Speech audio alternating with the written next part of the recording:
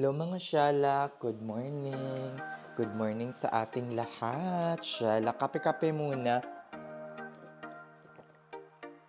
tayo. Oh my God, last day ko na ngayon. Nakakaloka. Shala, let's go na mga beshi. Charis. Ito.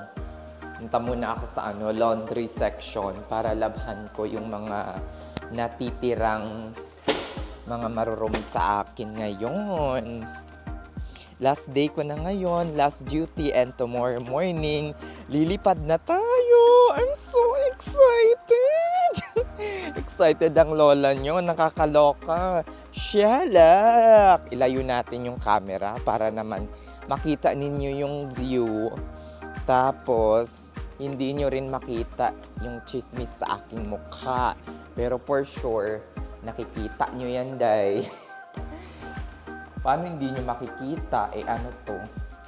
Ito. Yan. Usually sa last day ko, sana ma-TSA tayo ngayon, day. Kung kailan pa natin gusto ma-TSA or ma-time adjust, kung kailan pa hindi mangyayari. Kasi nga, Tuesday, di ba? Imposible. Kakaloka. Tingnan natin yung camera natin dito. Shala! Nga pala, itong laundry na to, libre lang ito mga beshi. Kasama na to sa amenities. So, hindi ito nakakonect sa aking... sa dati kong apartment, pumupunta ako ng laundromat. Pero, dito sa bagong apartment ko, ay libre na, unlimited na yung laundry. Top cold, ayan. Hindi mo na babayaran.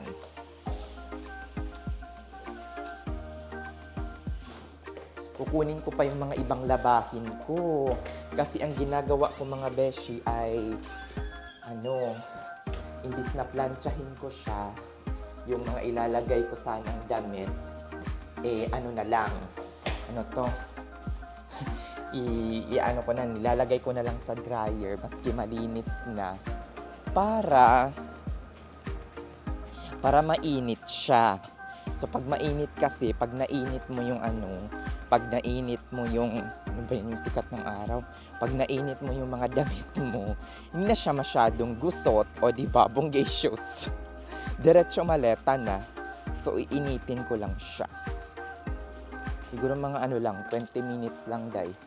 Tumakbo yung may-ari ng aso, day. Kasi alam niyang natatakot ako sa aso niya. Tumakbo silang pareho. Shalak! Nakakaloka. Ganda ng panahon ngayon, pero malamig na. Sobrang lamig. Ayan, hello mga beshi. Isang nakakalokang morning to everybody. Charis, nag-intro na kanina. Shalak. Ayan, last day na natin ngayon. Super excited ako mga beshi ng bonggang-bongga. Let's go na. Mga shalak. Ayan, ngayon lang tayo nagkita mga beshi. As in, napaka-busy ko kanina. Hindi na ako nakapag-update, day. Kasi alam nyo naman, pack na pack ang lola nyo. Hindi naman busy nung una, pero nadatnan ako ng pasyente na. Shalak. Yan. God bless you, Charis. Bless you, Charis. Ang hindi ako nakadala ng Alam niyo naman, busy na ako. Kasi nga, bukas, na tayo. Lalarga na tayo, dahil para maglandi. Charis, joke lang yun. Ayan, onion rings, tsaka Chick-fil-A sandwich. O diba, bonggacious. Ay, kakaloka mga beshi. Pero laban lang.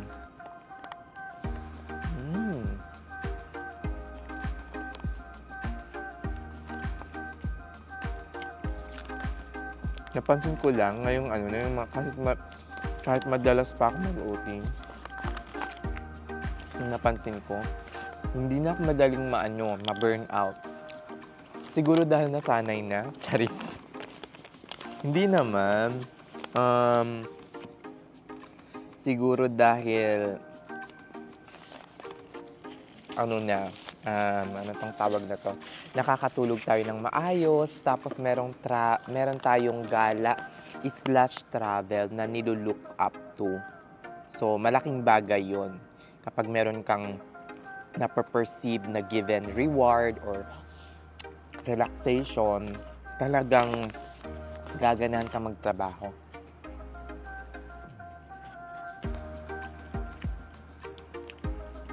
At maiisip mo siya everyday na parang, ay, di bali ng ano natin ang 6. Basta ko ng 6:25. Di ba? Talagang, masasabi mo talagang, parang okay lang. Kahit magkaroon ka pa ng bad day, ay, okay lang. 30 days na lang, lalarga na naman ako. O di ba, bongga? Mas mainam na ito na nagta-travel ako kasi 1 or 2 OT or 3 OT ko lang, covered na yung isang trip ko sa loob ng yung parang every 3 months na trip. Covered na siya. Kesa naman sa napansin ko nung hindi ako nag-overtime, yung pagkabalik ko after April, like May, June, hanggang July, hindi ako nag-overtime pero wala. Na-stress pa rin ang lola nyo. O, diba? Kaya bigla akong napabook, napansin nyo naman sa mga vlog ko, bigla akong napabook ng overtime ng overtime ng vacation sa Florida. Kasi, wala. Na-burnout pa rin ang lola nyo. So, wala yan sa kung nag-OT ka o kaya hindi ka nag-OT, mababurn out at mababurn out ka pa rin. So, the only way para hindi ka maburn out, lalo na sa mga single na katulad ko, na walang uuwi ang pamilya after work, is magbakasyon, either dito sa Amerika, or umuwi paminsan-minsan, lalabas ng US paminsan-minsan. Like, every 4 months, every 6 months, para magbakasyon at mag-relax. Stay away from the area kung saan kayo nag-work. O, diba? Yun. Kasi ako, napansin ko after ng magbakasyon ako sa Florida, magbabakasyon na naman ako ngayong September, tapos ngayong parang meron na akong mga something na look forward to. O, diba? Bongga yun. At least, hindi na tayo mabiburn out. And, always sleep well. That's the secret. Diba? Parating,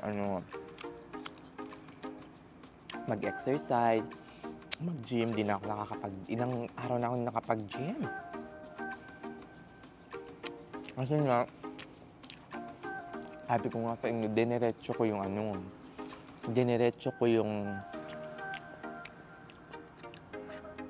duty ko, di ba?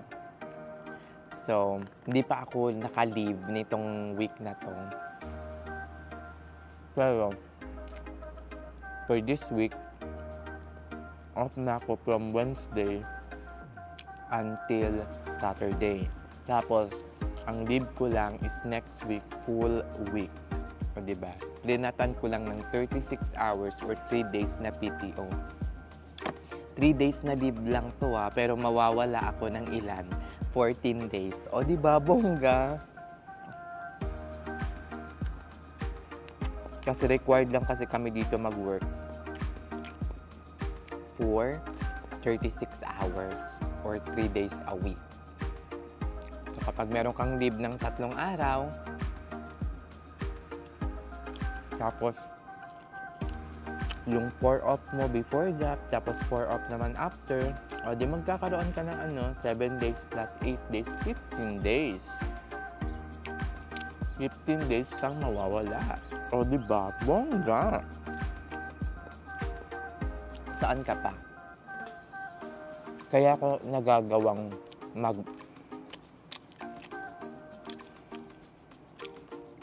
magliwaliw every 3 months. Tapos ang ginagawa ko, pagkabalik ko galing bakasyon, bubuk na yan ako ng ticket.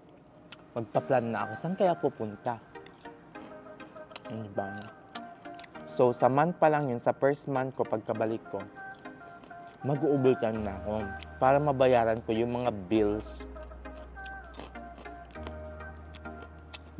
ng credit card na na-charge doon sa ticket, na na-charge sa hotel, kung meron man. Pero mostly, pag hotel, points ang ginagamit ko parati. Pag hindi naman points, doon tayo sa Chipipay. Diba? Doon tayo sa cheap na hotel. Kasi hindi naman kasi ako sosyal. Hindi bagay sa akin yung magsosyal-sosyalan. Mas mabuti pang mag-ipon kaysa magpasosyal.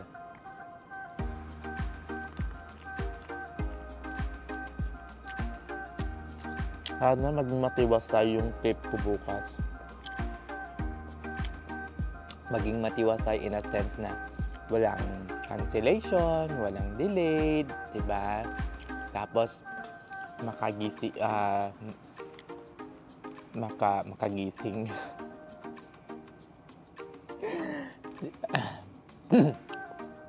Diba? I would be able to wake up early, diba? Tapos, wala akong makalimutan.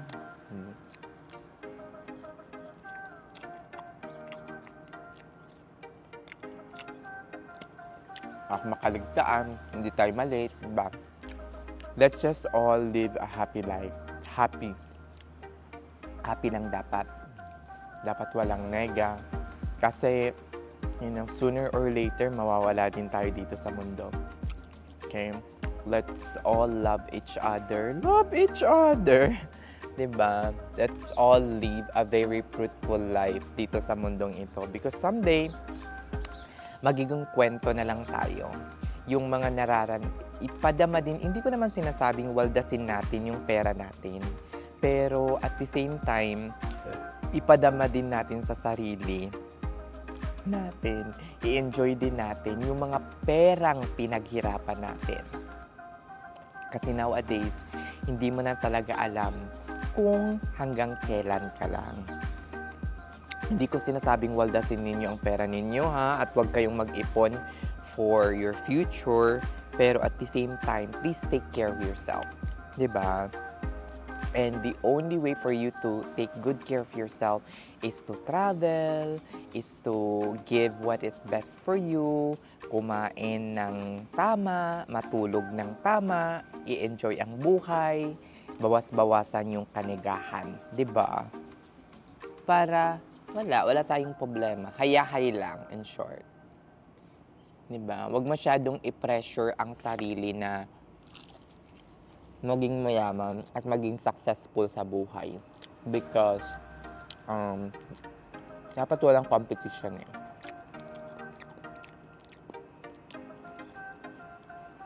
Ngayon, nabubuhay ako for myself and for my family. Okay? Hindi porket ginawa ng iba yung isang bagay tapos naging successful sila, dapat gawin mo na rin. Diba? So, iba-iba tayo. So, for me, for now, ito munang travel, ipon, may mga ginagawa din naman akong aside from nursing na side hustle, kumikita ako sa ibang bagay, hindi lang naman dito sa YouTube. May mga iba bang bagay akong pinagkakakitaan, di ba? Okay, hindi ko na lang ma-disclose dito kasi sometimes, finances are, sometimes private. I-keep na lang natin private. Charis, siya lang. Pero kung gusto nyong malaman, you can always PM me. Pagdating naman sa investment, you can always PM me. Kung ano, okay? Sa atin-atin na lang yun.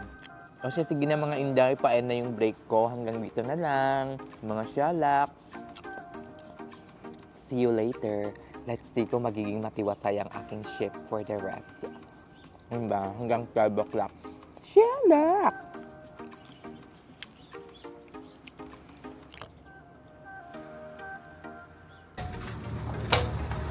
Ayan. Babush na! Ayan, last day ko na ngayon. Nakakaloka. So happy. Inga naman itong truck na to. So happy. Shalak! Last day. Woo! Hindi naman ito yung last day. Last day lang to bago ng ating bakasyon. Shalak! Diba? So happy. So happy together. Shalak! Ayan, kita-kita ulit. Kita-kits ulit after September 25. September 25 or September 24 yung balik ko. Nakalimutan ko na. Ay, nakakapagod itong araw na to, mga shalak, as in. Nakakaloka, pero laban lang. Charis, kasi nga magbabakasyon na tayo bukas. Nakakaloka. Pag uwi ko, mag-aano pa ako. Anong gagawin ko? I-fix ko yung kitchen, kung maayos, ganyan. Ay, nakalimutan ko pa yung isang yogurt ko. Hindi ko nakain, shalak. Dapat, balikan ko ba? Dead man na. Okay pa ba yung pagbalik ko? Hindi na siguro. Dead man na. Dead makels na day. Ayan. Woo! Happy ang lola nyo. At Charis, pag uwi ko, bago ako matulog, labhan ko. May mga lalaban pa ba ako? Basta i-empake ko, i-fix ko na lahat ng mga gamit ko.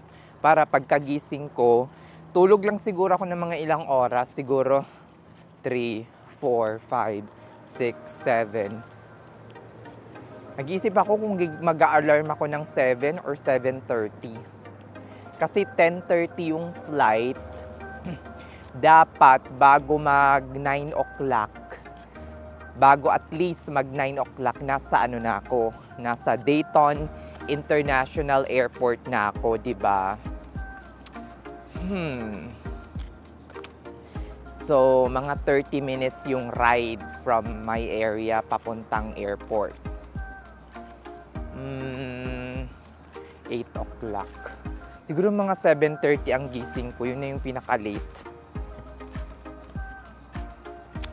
Pero kung magising ako ng 7 o'clock, okay na yun. 3, 4, 5, 6, 7, 5 hours. Naku, day. Ang hirap as in. Sakit pa naman ng mata ko. Kapag 7 o'clock. I mean, 5 hours lang yung tulog ko. Nakakaloka. Makakauwi na sana ako kanina. Kaso hindi ko tinake na umuwi ng maaga. Kasi alam ko hindi rin naman ako makakatulog, diba? So, dinedma ko na at hinayaan ko na lang matapos yung shift ko hanggang dulo. Hanggang 12:30 or 12 o'clock. Ayan. Shalak! Wala ako ng 2 linggos. Tapos yung last duty ko, behavioral, buisit. Baka maipatawag pa ako pero parang wala namang restrained. Parang wala namang restrain, eme. Wag sana ako magkaroon ng email kasi wala ako for the last 2 weeks. So, hindi ko rin yun mapifix. Kakaloka. Diba? Meron pa namang certain period of time para i-fix yun. Deadman na sana walang error. Shalak, di ko na problema yun, no? Haler. O siya, sige na mga Inday, magdadrive pa ang lola nyo. See you tomorrow. See you tomorrow. See you bukra. Diba? Shoot bukra. Shalak. O siya, sige na. See you tomorrow mga beshi. Have a nice day. Bye-bye.